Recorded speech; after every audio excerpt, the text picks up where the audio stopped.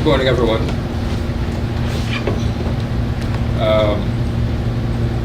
On March 13th this year, members of the HRM went to the office of the Ministry of Works and met with Minister Ranson, and we held a very constructive, a very productive meeting,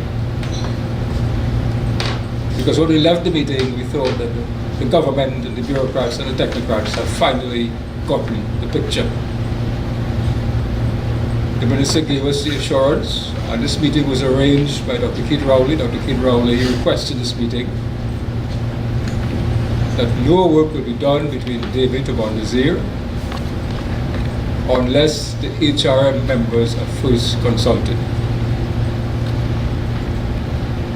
The Minister also said that he would start afresh, the government would start afresh with the HRM. Present at the meeting was the Acting Permanent Secretary of the Ministry of Works, the Chairman of NITCO, and the President of NITCO, and other technocrats and bureaucrats of both the Ministry and the NITCO. So, the government is proceeding, therefore, with the highway between San Fernando and Point Fortin. That's very clear. We've always enunciated that. It's a very important piece of infrastructure project. The highway between San Fernando and Point Fortin. As far as Debe to Mon Desir is concerned, they will not do any work there. They're short in finances. They haven't consulted with us. So we want to thank Dr. Keith Rowley, and we want to thank the Minister for at last seeing the picture. And it brings to a very quiet end something very large which people in the population might not be seeing. Debe to Mon Desir is a tail end of the government's master gas plan, Gaffney and Klein 2001-2000, where they wanted to erect large heavy gas-based industrial estates, large mega highway systems, large heavy gas-based industries. So, you were there at some times, you were not there at some times. The people in Chatham rose and stopped alcohol. The people in La Brise stopped Alutrent. The people in Otaheite stopped building an industrial estate off Otaheite banks, the fishing banks. In Claxton Bay, the fishermen stopped the port on the Claxton Bay port system. At Franz Garden, the people Savnet, the people stopped Carisal, a chemical plant. It was on the wrong side of the road. And Debe to Mon Desir, we have now gotten the assurance, the comfort of the government, that they will build no highway there, no mega highway, and that they will consult with us in any event before we start. We intend to show them the wisdom of building, when you're passing through that very, very complex and dense ecological area, social area, economic area, the importance of building connectors rather than a full-fledged 5 interchange, 10 to 12 foot embankment highway. That's nonsense. So it seems to me that in 7 instances, the people have been victorious 7 out of 7 times against governments, successive governments, bureaucrats, technocrats, and the corporations of India, China, Australia, United States, Canada, and elsewhere. I will leave David perhaps to address why that has happened. But we have looked at this from beginning to end, and we cannot but conclude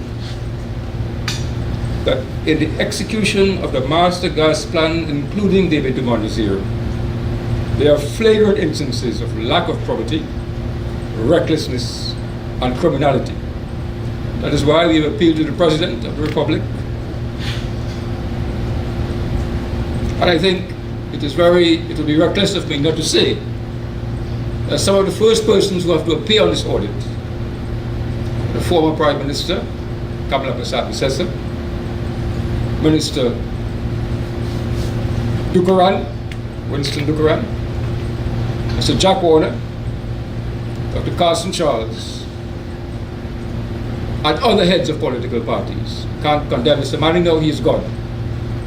I think the very first persons who will need to get accurate and fair information are those leaders, because they were center and front of the master gas plan, including the early P&M technocrats Lenny Saint and Ken Julian. So they wasted billions of dollars. Somebody needs to answer for that, and the political leaders need to answer for that. David is a political leader and asked to address that question. Why is it that the political leaders have wasted all that amount of money and we just turn a blind eye to it? Or to tax people property tax, oppress the people, and all that money is out there in some foreign bank, somebody's account, wasted recklessly by our political leaders. So we now have Ms. Dr. Kublas, before, as you are my guest, so would you say it is a victorious day for the highway reroute movement in your achievement against this? Because you have gone on hunger strike. Would you say it is a victorious today? Yes, we feel a quiet sense of victory, but I'm seeing the whole picture. I'm seeing the people of Chatham, the people of Labrador, the people of Haiti, the people of Claxton Bay and France Garden, Savonetta, Debe to Mon Desir, especially the women. There is no accident that I have a woman to the right of me and to the left. They have been center of this battle. This is Ashby and Chatham. They have been the one who have recognized the intelligence on the ground. What are the real economic assets? Or real economic assets don't rest outside. They rest in the local area, in your local municipalities, your local public divisions, your local farms, your local primary schools, police stations, courts. That's why we're calling on the government once again to don't hesitate, but to start government reform, serious government reform, because these are the people who knew better. Mrs. Ashby knew the importance of the Chatham forest. She knew the importance of the communities. She knew the importance of the farm. She knew the importance of the sea coast. And she was the first one who said, no smelter.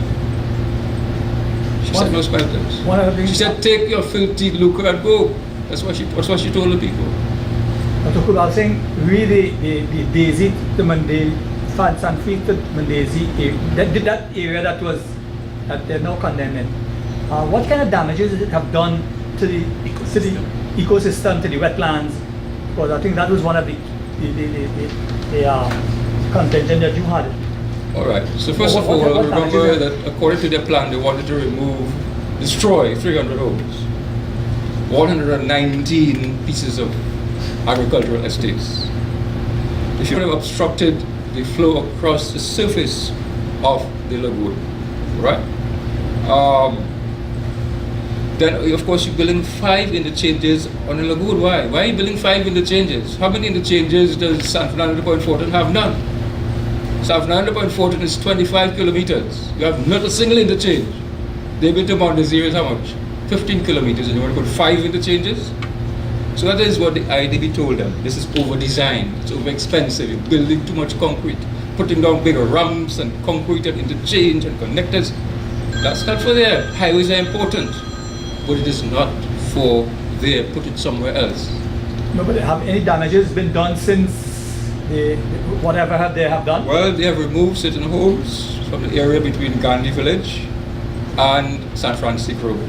And we are continuing, we're asking the government to build a bypass road to connect the highway which ends at Gandhi Village straight through to San Francisco Road and make it connected to Siparia North. So the damage has already been done can be rectified by the government when it starts work there. But the principle is basically common sense. When you go into such a rich cultural area, a rich economic area, a rich ecological area, don't put no mega highway now, put connector roads. Build the highways on the outskirts.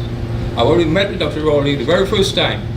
He did say that made sense, and he will think about it when he came to power. So I assume he has gotten the picture and he has thought about it. Sorry to talk so long. No. Well, you go behind him now. You go behind him. Yeah, the other side. Okay, I have it there. Okay, yeah. Right. All right, the government has restarted works on the San Fernando to Point Fortin segment of the highway. The San Fernando here, there is already a bypass between San Fernando and Laramie. San Fernando to Laramie. From Dumfries Road in Laramie, they go along the Mosquito Creek alongside the seashore. They cross the Codino River. You reach here to St. Mary's Junction. They go across the forest here to Mon Desir, and and they go along the Grand Trace Road through the forest, past Bass River, Vance River, Guapo, and Point Fortin. So you have 25 kilometers of highway, a new highway. So there is no obstruction. If you're leaving Point Fortin, you have a free flow from Point Fortin to San Fernando. That's what the government wants to restart. As far as Debe to Mon Desir, they've decided to consult with us before they undertake any work in that area. You see, Debe to Mon Desir, Debe goes from Debe to Pinal to San Francisco to Faizabat to Mon Desir, which is a very distinct segment, which goes right across the neck of the Reroute Lagoon. So, San Fernando to Point Fortin will continue. Debe to Mon Desir, the government has informed us they don't have any money for that segment, but in any event, if they start work on that segment, they will only start after consulting with the HRM. The connector roads. Difficult to understand. Yeah. Good morning, Leela Budhai, member of the HRM. Breakthrough, Debe to Mon Desir. On March 13, 2017, the Highway Route movement met with the Honorable Minister of Works, Mr. Rohan Sinanan, at the ministry's headquarters in Port of Spain. The minister gave an undertaking that the government would not proceed with any works on Debe to Mon Desir unless the HRM was first consulted. 2.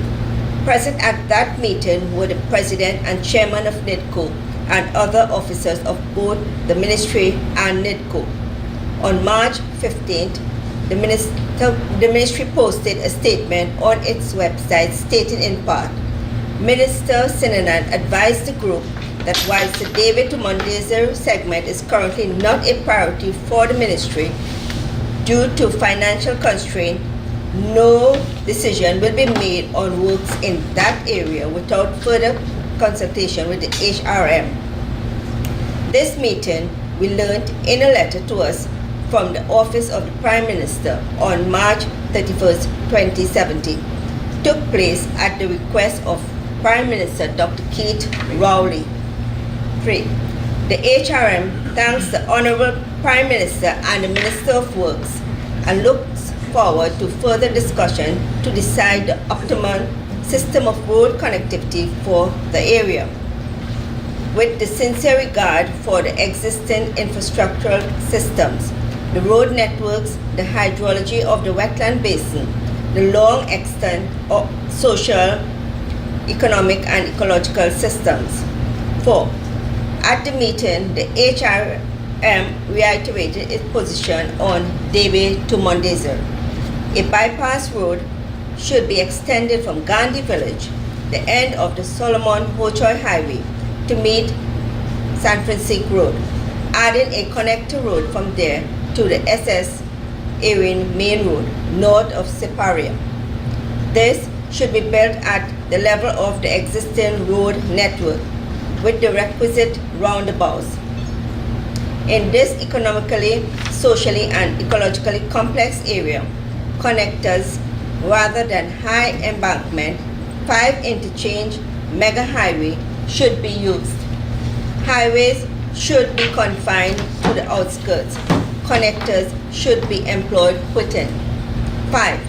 This undertaking on the part of the government also brings to an end the long-fought advocacy against the Master Gas Plan 2001 for the Southwest Peninsula and the West Coast.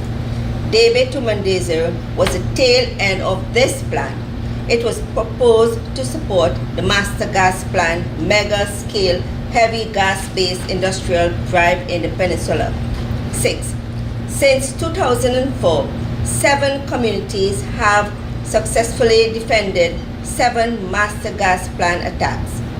These are the Alcoa aluminum smelter in Chatham, the Alutrent smelter in Vecini, Labre, the industrial estate on the fishing bank of Otaheite, the National Energy Corporation industrial port in the mangrove system at Claxon Bay, the ESSA steel complex at Prince Garden, the Carisal chemical plant at Savonetta, and the Debe to Mon Desir 5 interchange, 10 to 12 feet embankment highway.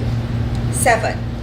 HRM wishes to thank the people of Chatham, Labre, Otaheite, Claxon Bay, France Garden, Savonetta, Debe to Mon Desir, and other illustrious individuals and entities everywhere, too numerous to mention, for their stalwart struggle against malfeasance and recklessness in our economic affairs, and looks forward with eager anticipation to advance the next phase of our national struggle. Thank you.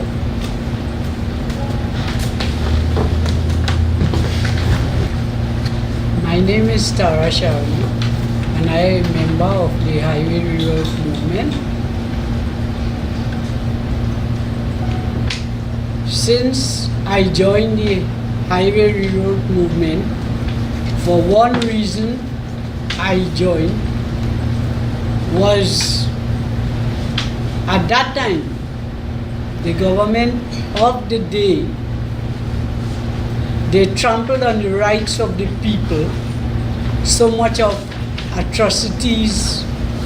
They actually ripped through the heart and minds of poor people who settled down there since the indentured laborers came. And they destroyed all their religious things and the garden that where they built from carrot house to dirt, and then they built from wood. Some of them built in concrete. These people work very hard. They work very hard. I know most of the people. That is the reason why I went to join them. Because one thing I said in my mind first, it is injustice, anyai. Anyai is the word that called injustice. And it is, again, history is repeating itself. The Mahabharata, Dharmashetre, Kurukshetre, Samvetaya Sabha, Mamka Pandvaschai, Kim Kurvat Sanjaya. Assembled on that battlefield, the poor and the destitute, standing there. I see people standing there unarmed, ordinary people who work so hard, cannot defend themselves. I saw them struggling. I joined them because I find that was injustice. How can a person be so blind? As the very sad people who put you there, now you're turning around against them and destroying their livelihood, destroying their life. This is not right. This earth that where we live on didn't belong to no one person. This earth is Mother Earth, and Mother Earth is crying presently. And she cried out for help. And I knew the pain and suffering of the people. And as I just heard Dr. Kublal Singh and Leela Bodhai said, 7 projects, 7 times they were victorious. That has to do something to a very significant time. And 14 years again, after 14 years in exile, the people finally come out victorious. That is when Ram was exiled for 14 years into the forest. And he returned back. And when he returned back, there was peace. And the people started to prosper. They started to live happily. But this is one thing I wish that could really and truly happen in this country today, where each and everyone is suffering in some form or the other. So I pray that people listen and they learn. There is one law that governs this world, and one divine law, and one sovereign of the state, of the entire world. And the ordinary people feel when they go there in power, they are very mighty, they are untouchable. They could damage people left, right, and center, and don't care, cannot listen to the cries and the pains of the people. No, but Prabhu Shri Ramchandra, he was a ruler in the state of Ayodhya. Dharmraj Yudhishthir in Christian time, presently, I don't want to go too long in this because it may sound as religious, but presently in this particular time and age is 5,237 years presently we in Kali Yuga. And we cannot blame Kali Yuga. It is the people and their false way and their proud and they don't care about nobody. People talk one thing and when they go they do a next. As you know, they're very powerful. They're very mighty. But how you know that God who rules this world, that one supreme God of this world, Prabhu Shri Ramchandra Ji, he don't sleep. He don't sleep. Karma will pick up to you. When the clock, it starts from 12, it make the rounds. So therefore, we circling again, good and bad. We continue to endure hardship and suffering. Thank you. That's all I have to say. Morning to colleagues of the Reroute movement and colleagues of the media. One, of course, is about the model of development. Dr. Kublai Singh was making the point about the gas master plan of some 15 years ago. Now, we all know today in Trinidad and Tobago that, in fact, we have a shortage of natural gas to the point where existing plants are unable to produce at full capacity. Already we have had the shutdown of methanol plants in Point Lisas. We have also had the shutdown of a steel plant and so on. LNG in Point Fortin is operating below capacity. So we have a shortage of natural gas. If we had constructed all of those plants that were identified for construction and for startup, they would have been operating now. We would have been in a woeful situation indeed. And in fact, what would then have happened is that national gas company would have been liable for many billions of dollars because they would have been unable to supply the gas as contracted by the end users.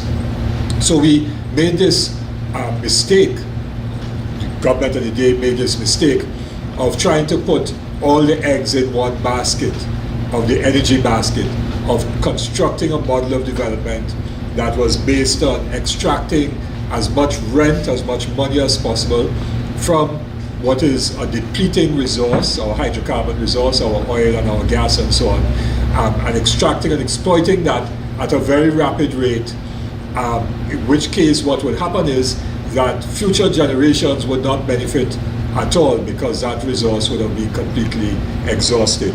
So it was a false model of development to place all the eggs in one basket of oil and gas, of energy.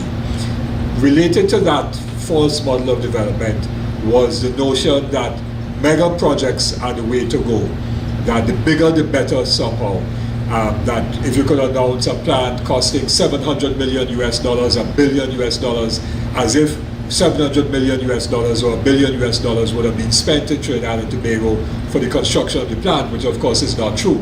Only a small fraction of that would have been spent here because most of the cost of the plant would be technology and the fabrication of equipment and process units and so on for those plants, all of which would have taken place outside. So the politicians were of the view that these big announcements, $1 billion plant coming to Trinidad and Tobago, the media hype runs with that, $1 billion plant coming and so on, somehow vindicates their decision making as being responsible governments who know what they're doing and are managing the country's economy and are helping to grow the economy, when in fact that is not so. So this notion of mega projects is a model of development that we have to constantly challenge and so on.